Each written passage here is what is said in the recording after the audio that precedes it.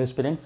तो आज मैं अपने नए वीडियो के साथ, जैसा कि पिछले वीडियो में मैंने कहा था कि हमारा जियोलॉजिकल स्ट्रक्चर ऑफ इंडिया जो है वो हमारा कंप्लीट हो चुका है। अब जैसे कि आपको पता है कि मेरा ट्रेंड यही रहा है कि जैसे ही कोई ट्यूटोरियल वीडियो किसी टॉपिक पे ख़त्म होता है तो नेक्स्ट वीडियो जो होती है उसके MCQ सीरीज़ पे होता है। तो उसी तरह मैंने अपना नेक्स्ट MCQ सीरीज़ स्टार्ट किया है, जैसे कि हेडिंग ही है multiple choice question on geological structure of India. अभी तक मैंने जियोलॉजिकल स्ट्रक्चर ऑफ इंडिया के सारे सब टॉपिक को अच्छे से क्लियर कर दिया था। रेस्ट उसके बाद भी क्योंकि ये काफ़ी एक कॉम्प्लेक्स सब्जेक्ट है इंडियन ज्योग्राफी, तो उस पर आपको कंटिन्यूस MCQ को एक्सप्लोर करते ही रहना होगा। क्योंकि जैसा कि आप भी जानते हैं कि हमारा जो पब्लिक सर्विस कमीशन है वेस्ट बंगाल के, उसको GS में वो सिर्फ मल्टीपल क्वेश्चन ही डालते हैं। इसीलिए हमें इसको भी कवर करना ज़रूरी है एज गुड एज जो ट्यूटोरियल हमारी होती है जिसमें इन डेप्थ एनालिसिस होता है। तो मैंने जो MCQ तैयार किया है अपने इस टॉपिक पे, उसको मैंने डिस्क्रिप्शन पे ऐड कर दिया है। तो वहाँ से आप जाके उसे आप देख सकते हैं, वहाँ से आप डाउनलोड कर सकते हैं उसको, और उसके कोरस्पोंडेंस में ही मैं अब एक एक करके सारे आंसर्स मैं आपको इसमें यहाँ पे सॉल्व करके दिखा दूँगा। ठीक है, तो जो सबसे पहले क्वेश्चन मैंने डाला है तो क्वेश्चन ये है कि charnockite series which was named after Job Charnock founder of city of Calcutta belongs to which rock system. तो जैसा आप हिस्ट्री में आपने पढ़ा होगा कि जॉब चार्नक जो थे उन्होंने सिटी ऑफ कलकत्ता की स्थापना की थी 3 गांवों को लेके।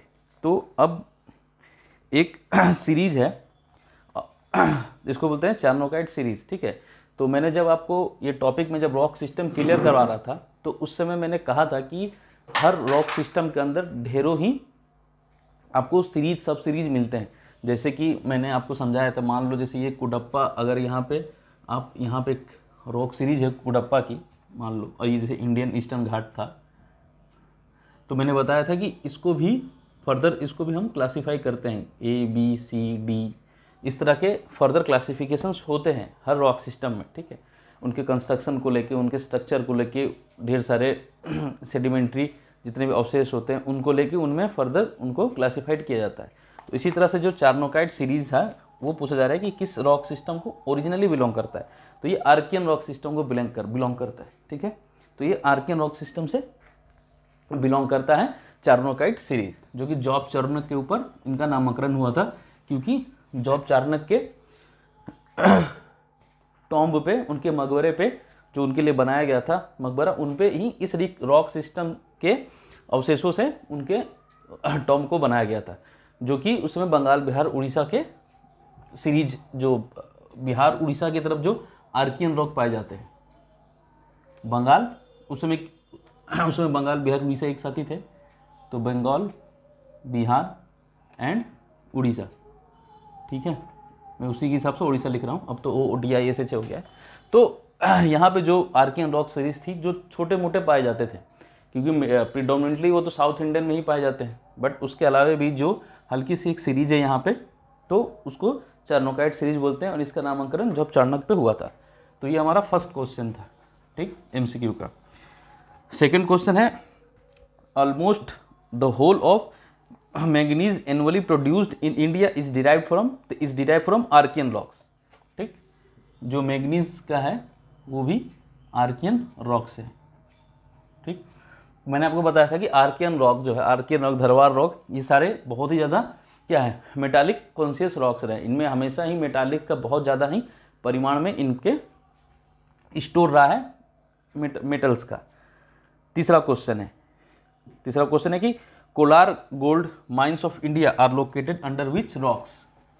ये दूसरे का आंसर था। तीसरे का आंसर है कोलार गोल्ड फील्ड। ठीक है ना, तो वो पूछा जा रहा है कि किस रॉक सिस्टम के अंदर कोलार गोल्ड माइंस जो है वो आते हैं। तो कोलार गोल्ड माइंस जो है वो आते हैं धारवाड़ सिस्टम के अंदर। ठीक, धारवाड़, तीसरे नंबर का आंसर है धारवाड़। ठीक है, धारवाड़ रॉक सिस्टम के अंदर जो है, धारवाड़ रॉक सिस्टम के अंदर जो है वो आता है कोलार गोल्ड माइंस। ठीक, चौथा क्वेश्चन है कि famous copper fields that is Singhbhum belt of Bihar and Khetri belts, जो कि कॉपर के बेल्ट है सिंहभूम खेतरी, वो पूछा जा रहा है कि किस रॉक सिस्टम को बिलोंग करते हैं। तो वो भी जो बिलोंग करते हैं, चौथा क्वेश्चन होगा, वो भी बिलोंग करते हैं धारवाड़ को। ठीक है, वो भी बिलोंग करते हैं धारवाड़ को, धारवाड़ रॉक सिस्टम को। हाँ, पांचवा क्वेश्चन है कि पांचवा क्वेश्चन इन शॉर्ट यही पूछा गया है कि चीफ सोर्स ऑफ माइका, जो माइका हमारे यहाँ पाया जाता है, इंडिया में माइका एक्सटेंसिवली पाया जाता है, वर्ल्ड स्केल में हम माइका के प्रोडक्शन में वर्ल्ड स्केल को हम बिलोंग करते हैं। तो चीफ सोर्स ऑफ माइका कौन सा रॉक सिस्टम रहा है ये पूछा गया है। तो चीफ सोर्स ऑफ माइका रहा है वो भी धारवाड़ सिस्टम ही रही है, ठीक, धारवाड़ सिस्टम। मैंगनीज किसका था, आर्कियन का था, but mica belongs to Dharwar system, ठीक है। तो इस तरह से एमसीक्यू जो भी मैं करा रहा हूँ उसको आप एज इट इज याद कर लो, ठीक है। ट्यूटोरियल में तो इन सब के बारे में इन डेप्थ एनालिसिस था कि कहाँ पे इसका विस्तार है, नहीं है, तो वो सारी चीज़ें तो पढ़नी है। मैं एमसीक्यू में वो सारी चीज़ें डालता हूँ जो कि मोस्टली मैंने उस पर कवर नहीं की है ट्यूटोरियल में, ठीक है। बाकी आप ट्यूटोरियल वीडियो को बार बार सुनो, जितना बार सुनोगे, 2 बार 3 बार 4 बार, तो मैंने उसको इतना ज़्यादा लूसिड तरीके से समझा है कि आपको वो रनिंग तरीके से सारी चीज़ें याद हो जाएंगी, ठीक है। उसके बाद क्वेश्चन है Aravalli mountains cover the rock system of, ठीक है, छठवां क्वेश्चन कि अरावली माउंटेन के वहाँ पे कौन सा रॉक सिस्टम जो है उसके अवशेष पाए गए हैं या वो डेवलप हुआ है। तो मैंने आपको वहाँ पे 2 रॉक सिस्टम, जब पुराना रॉक सिस्टम समझाया था मैंने, तो पुराना रॉक सिस्टम में 2 रॉक सिस्टम मैंने बताया था। एक तो था कुडप्पा, ठीक, एक था विंध्यान, ठीक है, विंध्यान। तो विंध्यान तो किसका था, विंध्यान था एलोंग साइड विंध्या माउंटेन, जो बिल्कुल इस तरह से चांद आकार में है। अगर इंडिया ये है तो सॉरी, अगर इंडिया ऐसी है तो ये बिल्कुल चांद आकार में, ये बिल्कुल विंध्यान माउंटेन है। तो विंध्यान रॉक सीरीज जो है वो विंध्यान माउंटेन के कारण से उनका नामकरण हुआ था। बट जो कुडप्पा है वो पाई जाती है, कुडप्पा जो रॉक सिस्टम है वो पाई जाती है अरावली के वहाँ पे, ठीक है, अरावली माउंटेन के वहाँ पे कुडप्पा रॉक सिस्टम जो है अरावली माउंटेन के वहाँ पे डेवलप हुई है, उनके निचले हिस्सों में, ठीक है। अरावली माउंटेन के ऊपर हिस्से में नहीं हुई, हमेशा नीचे के हिस्सों में इनका डेवलपमेंट हुआ है। अब आपको पता है कि अरावली जो सीरीज है वो अरावली सीरीज जो है वो अगर आप इंडिया के मैप को देखें तो यहाँ से लेके इस तरह से उसका विस्तार रहा है दिल्ली तक। तो अजमेर से लेके अजमेर टू दिल्ली, ठीक है, कंटिन्यूस में नहीं रहा है, उसके बीच में बहुत सारे कंटिन्यूटी को डिसकंटिन्यू भी हुई है चट्टाने 3-4 जगह अरावली। तो जब मैं माउंटेन्स पढ़ाऊंगा उसमें इस चीज़ को मैं क्लियर कर दूंगा। तो अजमेर टू दिल्ली जो है वो प्राइमरली इसका अरावली का माउंटेन का जो विस्तार है। तो ये कुडप्पा सिस्टम में जो रॉक्स अरावली के वहाँ पे पाई जाती है वो भी अजमेर टू दिल्ली ही उनका एक्सटेंशन है, ठीक है।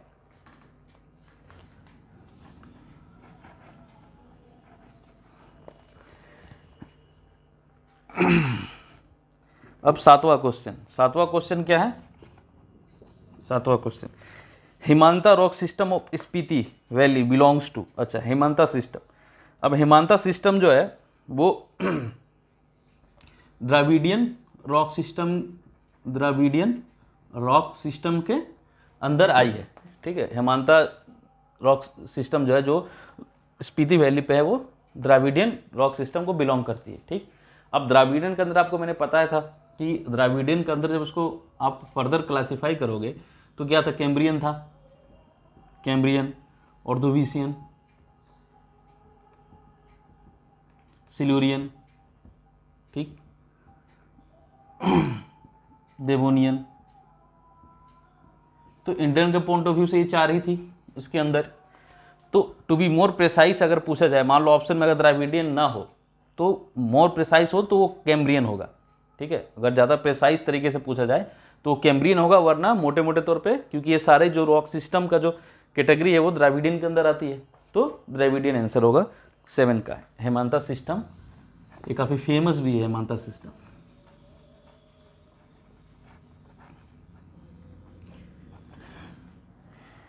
The most wide spread rock system in India, India में जो सबसे ज़्यादा रॉक सिस्टम जो सबसे ज़्यादा फैली हुई है वो किस को बिलोंग करती है, तो वो बिलोंग करती है, क्वेश्चन नंबर 8 है, वो बिलोंग करती है क्रेटासियस को। क्रेटासियस जो टाइम पे जो रॉक सिस्टम बना था इस एज पीरियड ऑफ टाइम में वो सबसे ज़्यादा वाइड स्प्रेड है। अब जब मैंने पढ़ाया था आपको तो उस ट्यूटोरियल वीडियो में था कि क्रेटासियस के समय में क्या बना था, डक्कन ट्रैप। तो डक्कन ट्रैप का जो डक्कन ट्रैप बना वो क्रेटासियस टाइम को बिलोंग करता है। तो एलोन डक्कन ट्रैप का ही जो विस्तार है वही 5 लाख स्क्वायर किलोमीटर है, 5 lakh square kilometre. Deccan trap जो है वही सिर्फ 5 लाख स्क्वायर किलोमीटर को बिलोंग करता है। और क्रेटासियस के समय में जो और भी ज़्यादा आग्नेय चट्टाने बने थे, क्योंकि मैंने बताया था उस समय वोल्केनिक एक्टिविटियाँ रही थी, तो जिसकी वजह से क्या हुआ, वो जो लावा था बेसाल्ट के रूप में एक लेयर बाय लेयर, एक लेयर 2 लेयर इस तरह से बेसाल्ट के रूप में बनती गई, जिससे कि डक्कन ट्रैप बना था। तो एलोन डक्कन ट्रैप ही 5 लाख स्क्वायर किलोमीटर का है, ठीक है। इसके अलावा भी क्रेटासियस पीरियड के जो चट्टाने हैं वो भी और भी वेस्टर्न घाट से रिलेटेड जगहों में पाई जाती है, बट उतना ज़्यादा डोमिनेंटली नहीं है। अगर मैं वेस्टर्न घाट समझाऊँ तो आपको पता है वेस्टर्न घाट क्या है। ये अगर इंडिया का पेनिनसुलर रीजन है तो ये हो गया वेस्टर्न घाट, ये हो गया ईस्टर्न घाट। तो वेस्टर्न घाट में भी, क्योंकि यहाँ तक तो कम से कम महाराष्ट्र है, फिर कर्नाटका है, फिर यहाँ से केरला है, फिर यहाँ से तमिलनाडु है। तो तमिलनाडु तो खैर दोनों में बिलोंग करता है। तो अगर आप इसी चीज़ को समझे तो महाराष्ट्र के यहाँ जो महाराष्ट्र से लेके नॉर्थ कर्नाटका से लेकर महाराष्ट्र गुजरात, यहाँ के मालवा प्लेटू को भी कवर करता है पूरा का पूरा। ये पूरा का पूरा रीजन किस चीज़ को बिलोंग करता है, डक्कन ट्रैप को। बट वेस्टर्न घाट से लेके ये जो बिल्कुल वेस्टर्न घाट का रीजन है यहाँ पर भी कहीं इत्र तित्र पाई जाती है ये क्रेटासियस पीरियड के चट्टाने, जिसकी वजह से ये सबसे ज़्यादा यहाँ पे फैली हुई है इंडियन रीजन में, ठीक है। 9वां क्वेश्चन है कि Jaintia series in Shillong plateau belongs to Jaintia series. तो शिलोंग प्लेटू में जो जैंतिया सीरीज है वो मैंने बताया था कि अगर हम नॉर्थ ईस्ट इंडिया के अपना पकड़ते हैं, अगर ये नॉर्थ ईस्ट इंडिया हमारा है, अगर हम नॉर्थ ईस्ट को ऐसे पकड़ते हैं तो ये असम हो गया, ये एपी हो गया, ये असम, यहाँ पे मेघालय आ गया, फिर त्रिपुरा, ऐसे करके है नागालैंड, मणिपुर, मिजोरम करके। तो जो जैंतिया सीरीज है शिलोंग प्लेटू का वो है टर्शियरी एज की, ठीक है, वो बिलोंग करती है टर्शियरी एज को। अब एक फैक्टर जो है आपको जानना जरूरी है कि जो अरुणाचल प्रदेश का रीजन है, ठीक है, अरुणाचल प्रदेश के अलावे अरुणाचल प्रदेश में सिर्फ आर्कियन रॉक्स थोड़े से पाए गए हैं, बाकी टर्शियरी एज के रॉक्स हैं और कुछ अलुवियल प्लेन है। तो अरुणाचल प्रदेश के अलावे नॉर्थ ईस्ट का असम ले लो, मेघालय ले लो, त्रिपुरा, मणिपुर, मिजोरम, नागालैंड, वहाँ से, तो नॉर्थ ईस्ट का जो भी एरिया हो एक्सेप्ट अरुणाचल प्रदेश, वो सारे के सारे टर्शियरी एज में ही फॉर्म हुए हैं। इस बात को याद रखना, ठीक है। तो कोई भी अगर इस तरह से जियोलॉजिकल स्ट्रक्चर के बारे में बाई एज ग्रुप अगर पूछ दिया जाए तो नॉर्थ ईस्ट में अरुणाचल प्रदेश के अलावा जितने भी जियोलॉजिकल स्ट्रक्चर बने हैं, या फिर वो असम का, अब जैसे असम में है तो यहाँ से ब्रह्मपुत्रा जो इस तरह से एंटर करके बांग्लादेश में आती है, असम से होते हुए अरुणाचल प्रदेश से होते हुए अंदर आती है। तो यहाँ से आने की वजह से क्या हुआ, यहाँ पे ये अगर ब्रह्मपुत्र है तो इसने यहाँ पे अपना बेसिन बनाया दोनों तरफ बैंक के, ठीक है। तो इस एरिया को ये अलुवियल प्लेन बना, तो ये अलुवियल प्लेन बना तो ये भी क्वाटरनरी पीरियड को बिलोंग करता है। बट इसके अलावे जो भी रही है स्ट्रक्चर जियोलॉजिकल, वो सारे के सारे टर्शियरी एज में बनी है और मेराइन डिपोजिट रहे हैं, ठीक है, सारे के सारे में समुद्री अवशेष रहे हैं, मेराइन डिपोजिट पे सारी की सारी चीज़ें बनी हुई है, ठीक। अब 10वां नंबर क्वेश्चन है कि diamonds which are obtain from base and top of Rewa series at Panna area in Madhya Pradesh belongs to which. तो मध्य प्रदेश का जो रेवा जो है, मध्य प्रदेश के साउथन इस तरह का, अगर यहाँ से छत्तीसगढ़ है तो मध्य प्रदेश के ये जो साउथन मध्य प्रदेश है, साउथन एमपी जो है, यहाँ पे ही विंध्यान रॉक सिस्टम सीरीज के रूप में यहाँ पे एक जबलपुर सीरीज यहाँ पे आई है और उसी के आधार पे बनाया। तो खैर इसका मैप तो सही आ नहीं रहा है एमपी का, तो इसको मैं इसी तरह से सॉल्व कर देता हूँ। तो डायमंड सीरीज जो है पन्ना में जो डेवलप हुई है वो विंध्यान एज की है। क्वेश्चन नंबर 10 है ये विंध्यान, ठीक है। इसमें कभी कभी एच लिखा जाता है और कभी कभी एच नहीं लिखते हैं विंध्यान में। तो विंध्यान रॉक सिस्टम को ये बिलोंग करती हैं पन्ना की डायमंड की खाने। उसके बाद क्वेश्चन है कि which is the oldest coal formation in India. तो चाहिए थोड़ा सा इंपॉर्टेंट क्वेश्चन है, जब ये मिनरल्स में जब कोल पढ़ाऊँगा तो उसको मैं थोड़ा सा और भी डिटेल में समझा दूंगा। तो जो 11 नंबर क्वेश्चन, जो कोल फॉर्मेशन है उस पर पूछा जा रहा है कि कौन से सबसे ज़्यादा ओल्डेस्ट रही है, तो वो रही है करहर बारी सिस्टम। करहर बारी जो रॉक का सिस्टम रहा है वो सबसे ज़्यादा ओल्डेस्ट रही है, और ये बिलोंग करती है गोंडवाना को, अपर गोंडवाना को। गोंडवाना रॉक सिस्टम को ये बिलोंग करती है, ठीक है। करहर बारी सिस्टम, जब मैं कोल को पढ़ाऊंगा इन मिनरल्स के तौर पे, तो उनका जब डिस्ट्रीब्यूशन पढ़ाया जाएगा तो उसमें ये चीज़ें और भी क्लियर कर देंगे, क्योंकि 3 होती है, एक हजारीबाग की तरफ की एक करहारी सिस्टम है और एक है सिस्टम, 3 सिस्टम होती है, जो कि बिल्कुल हमारे यहाँ से बंगाल के रानीगंज झरिया से लेते हुए बिल्कुल छत्तीसगढ़ झारखंड को कवर करती है। तो इसको बांटा गया है, छोटा नागपुर पठार के सीरीज को वहाँ से बांट दिया गया है सीरीज के तौर पे, सिस्टम के तौर पे। तो करहर बारी सिस्टम जो है वो सबसे ओल्डेस्ट कोल फॉर्मेशन है इंडिया की, ठीक। इसके बाद आता है 12 नंबर क्वेश्चन।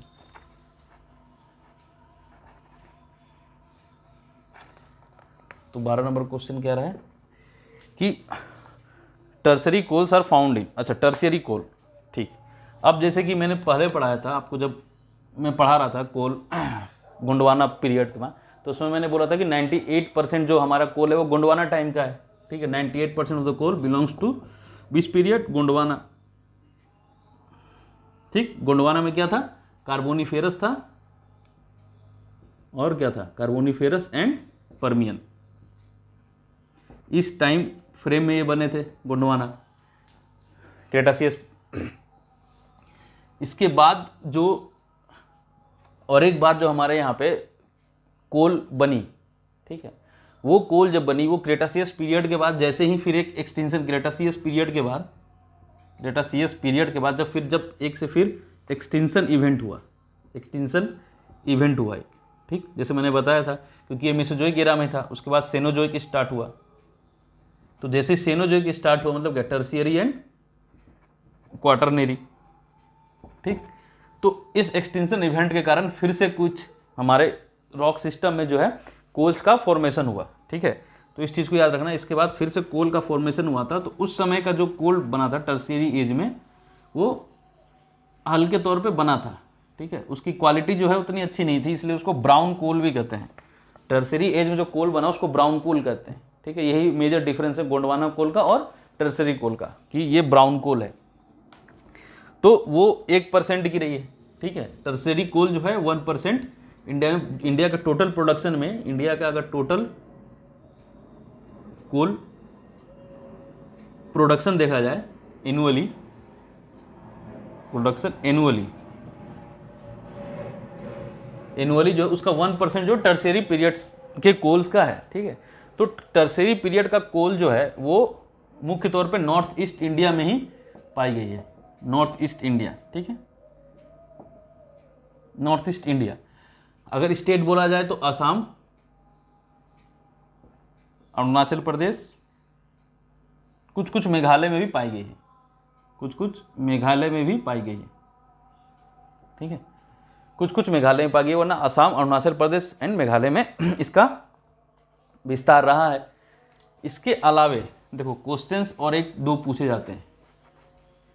एक इसमें और एक क्वेश्चन जो आता है वो मैं अलग से दिया नहीं, मैंने इसी में मैं कवर कर देता हूँ उसको, कि जो टर्शियरी एज की बेसिकली तो नॉर्थ ईस्ट इंडिया में पाई जाती है। जैसे मैंने बताया कि टर्शियरी एज की जो कोल है बेसिकली नॉर्थ ईस्ट इंडिया में, बट इसके अलावे इसका अलग कहाँ पे इसका प्रोडक्शन या फिर कहीं कहाँ पाया जाता है, ये कहाँ प्रोड्यूस होता है, तो उसके अलावा J&K में होता है, ठीक है, जम्मू एंड कश्मीर में, ठीक। और जो माइन है इसका वो है कालाकोत, उसको बोलते हैं कालाकोत, ठीक। 2 ही फेमस माइंस हैं टर्शियरी एज के, ठीक है। एक तो अरुणाचल प्रदेश में है, नामचिक नमफुक,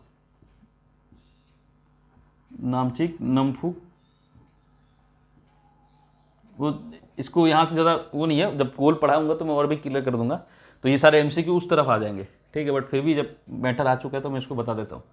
J&K में कलकोत की जगह पे टर्शियरी एज के कोल पाए जाते हैं, ठीक है। तो बाकी का नॉर्थ ईस्ट इंडिया हो गया, असम, अरुणाचल प्रदेश, मेघालय और कुछ नागालैंड। बाकी जो है गोंडवाना सिस्टम के रॉक्स ही हमारे यहाँ कोल पाए गए। अच्छा, इसके अलावा जो क्वेश्चन है वो एक स्टेटमेंट है। देखो ये मैंने अपने एग्जाम से उठाया था, इसका यूपीपीसीएस में जो जिस ईयर में अपीयर हुआ था उस ईयर का ये क्वेश्चन है। क्वेश्चन ये कि Archaean rocks are also known as Precambrian rocks, पहला स्टेटमेंट है। ठीक है, तो मैंने बताया था कि कैम्ब्रियन पीरियड के पहले का जितना भी रॉक सिस्टम रहा है प्री कैम्ब्रियन रहा है, तो आर्कियन तो सबसे पुराना रहा है, और कैम्ब्रियन से क्या स्टार्ट हुआ, द्राविडियन। द्राविडियन रॉक सिस्टम जो है वो स्टार्ट हुई थी कैम्ब्रियन के समय से, और इसके पहले आगे विंध्यान, उससे पहले कुडप्पा, फिर धारवाड़, उसके पहले आर्कियन। तो ये बिल्कुल स्टेटमेंट सही है, जो आर्कियन रॉक्स है वो क्या है, प्री कैम्ब्रियन पीरियड की है। दूसरा स्टेटमेंट क्या है, the major characteristics of Archaean rocks are that they are azoic. अब यहाँ पे देखो एक टर्म है एजॉइड, इस कारण से मैंने इस क्वेश्चन को डाला था, वरना मुझे पता था कि मैंने ट्यूटोरियल में इसको कवर कर दिया अच्छे से, बट ये जो टर्म है इसको समझना जरूरी है, एजॉइड। एजॉइड का मतलब क्या होता है कि अगर इसको जियोलॉजिकल सेंस में पकड़ा जाए तो एजॉइड का मतलब होता है prior to life, prior to life, prior to life, या फिर ज़्यादा स्पेसिफिक बोला जाए तो prior to appearance of life,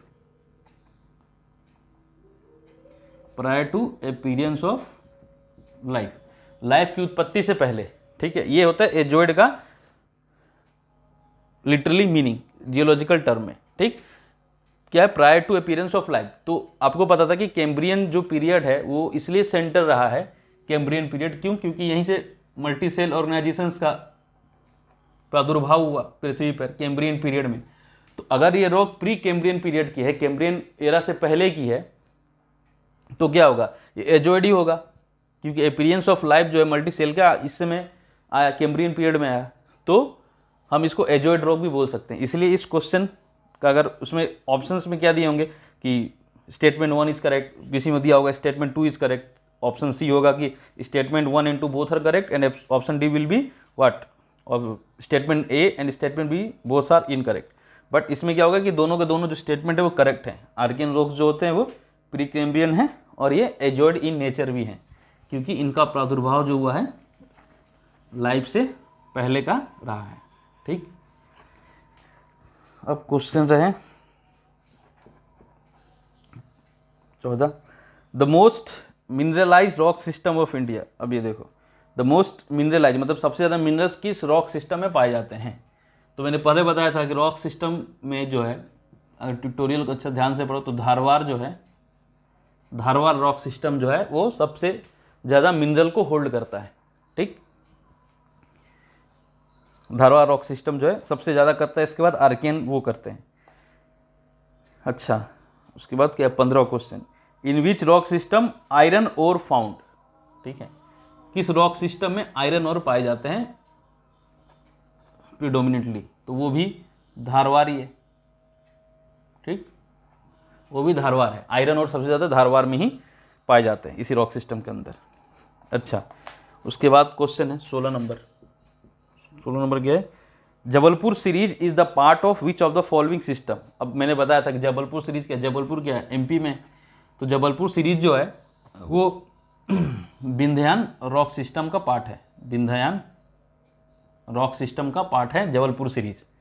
ठीक है, विंध्यान रॉक सिस्टम जो एमपी में था वहाँ पे 3, बालाघाट सीरीज और ये जबलपुर सीरीज करके 3 सीरीज है वहाँ पे विंध्यान रॉक सिस्टम की। तो जबलपुर जो सीरीज है वो विंध्यान सिस्टम को बिलोंग करते हैं और वो एमपी में है। इसके बाद क्या होगा 17वां,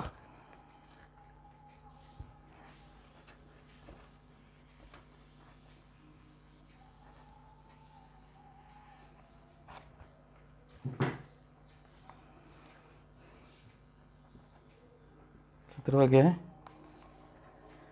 विच river valley is most important in respect of coal reserves of Gondwana period. अच्छा हाँ, तो गोंडवाना पीरियड के कोल रिजर्व के बारे में सबसे इंपॉर्टेंट कौन सी रही है रिवर, तो वो रही है दामोदर रिवर बेसिन। ठीक है, वो रही है दामोदर रिवर वैली जो रही है वो सबसे ज़्यादा इंपॉर्टेंट रही है रॉक्स के लिए, गोंडवाना रॉक्स के लिए। ठीक है, मैंने बताया था कि जब मैं ट्यूटोरियल पढ़ा रहा था कि ये क्या दामोदर रिवर बेसिन में, उसके बाद महानदी रिवर वैली में, उसके बाद सोन में, ये डोमिनेटली इन तीनों में ही इनका मुख्य तौर पे विस्तार हुआ है गोंडवाना रॉक सिस्टम का। ठीक है, जिसमें सबसे ज़्यादा बिलोंग करता है वो दामोदर रिवर वैली को।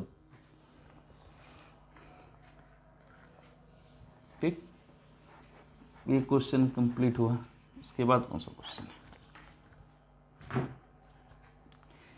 18 ये है, north west part of the Indian peninsula was converted into a great centre of vulcanicity in. अब मैंने बताया था कि नॉर्थ वेस्ट इंडिया क्या हुआ, वही महाराष्ट्र का रीजन, जो ये जो रीजन रहा पूरा। तो इससे पूछा जा रहा है कि अच्छा इंडियन पेनिनसुला का नॉर्थ वेस्ट है, ठीक है। अब ऐसा मत समझना पूरा इंडिया कॉन्टेस्ट में मत समझना, पूरा इंडिया कॉन्टेस्ट में समझोगे तो साउथ वेस्ट हो जाएगा। पेनिनसुला क्या है, पेनिनसुला बस यहीं तक रहा है। इसके बाद जो है यहाँ से जब इंडो गेंजेटिक प्लेन जब स्टार्ट होता है तो वो पेनिनसुला नहीं रह जाता है, ठीक है।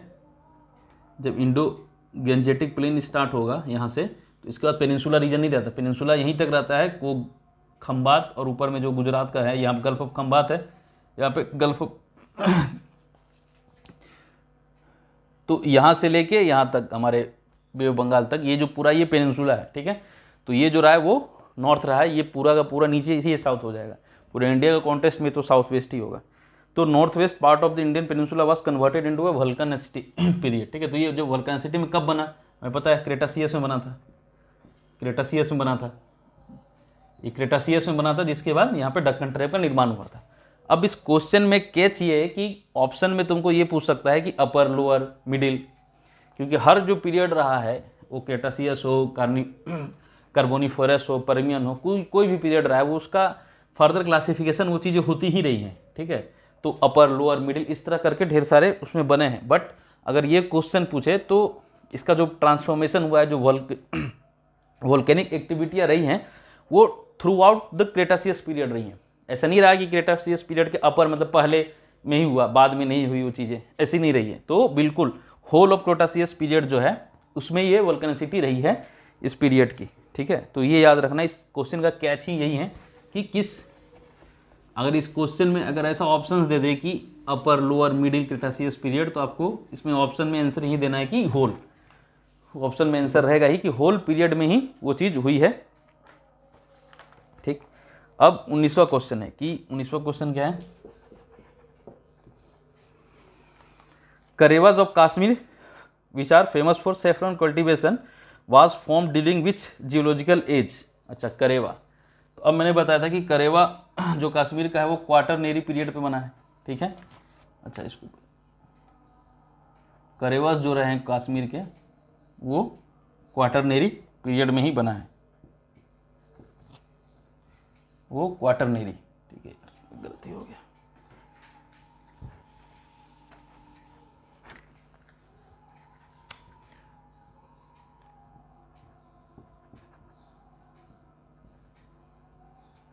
ठीक, वो क्वाटरनेरी पीरियड में ही रहा है करेवास। अब ये करेवास क्या है इसको मैं थोड़ा यहाँ पे वो कर देता हूँ, समझा देता हूँ, बाकी ये फिजिकल ज्योग्राफी में आ ही जाएगा। करेवा, तो करेवा क्या था, अगर हम कश्मीर को देखें, अगर हमारा कश्मीर इस तरह से है, ठीक है, ये बिल्कुल कश्मीर है हमारा, ऊपर में क्या है पाक ऑक्युपाइड कश्मीर है, ये हो गया लद्दाख, ये हो गया JNK यूनियन टेरिटरी, ठीक। तो करेवा क्या था कि अब देखो जब कश्मीर को हम देखेंगे तो ये जो रीजन रहा है कश्मीर का, ये रीजन, ये रहा है पीर पंजल, ठीक है, ये रहा पीर पंजल, ये हुआ पीर पंजल, ठीक। और यहाँ पे हुआ ग्रेटर हिमालय, ये हुआ ग्रेटर हिमालय, ठीक, ग्रेटर हिमालय। और यहाँ पे रहा काराकोरम, जो मैंने शुरू के वीडियो में ही क्लियर किया था, ठीक, मैं पॉइंट से समझा रहा था। तो जैसे ही पीर पंजल जो यहाँ पे ब्लॉक है वो इसका जैसे राइज हुआ, ठीक है, ये इसके राइज होने के बाद क्या हुआ कि यहाँ पे ये जगह ऊपर उठ गई और यहाँ इस एरिया में चीज़ें जो है नीचे चली गई, ठीक है, जिसकी वजह से क्या हुआ कि यहाँ की नदियों ने यहाँ पे लाकर ढेर सारे अवसादों को जमा कर दिया। और ये अवसाद क्या रहे, ये यहाँ पे छोटे छोटे झील के रूप में बिल्कुल इस रीजन में छोटे छोटे झील बन गए और इस झील में वो नदी द्वारा लाए गए अवसाद जो है यहाँ पे जमा करते किए गए और ढेर दिनों तक ये चीज़ें यहाँ पे अधिक दिनों तक जमा होती रही। उसके बाद क्या हुआ कि जियोलॉजिकल इवेंट में पानी वहाँ से चला गया, पानी वहाँ से बिल्कुल रिसीड होके चला गया। जब पानी चला गया तो जितने भी लेकुस्ट्राइन डिपोजिट्स थे जो कि लेक्स में आगे जमे रह गए थे, तो वो ही जो चीज़ बन गई, एक प्लेन बन गया, बिल्कुल मैदानी क्षेत्र बन गया लेकुस्ट्रेनियन। उसी प्लेन को वहाँ के लोकल भाषा में करेवा बोला गया। ठीक है, करेवा करके कुछ अलग ऐसा नहीं है, ये लोकल डायलेक्ट में उन्हीं प्लेन को करेवा बोल दिया गया कि ये करेवा है। ठीक,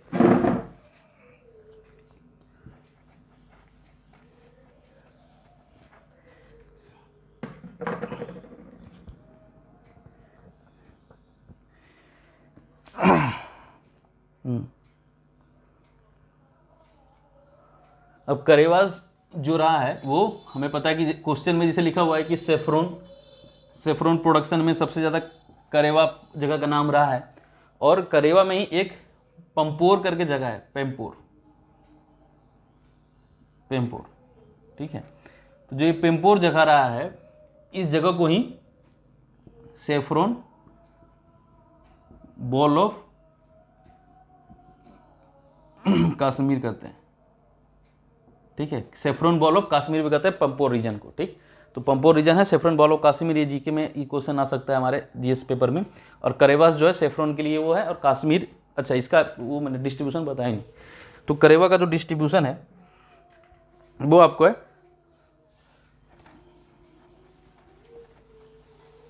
करेवा का जो डिस्ट्रीब्यूशन रहा है वो,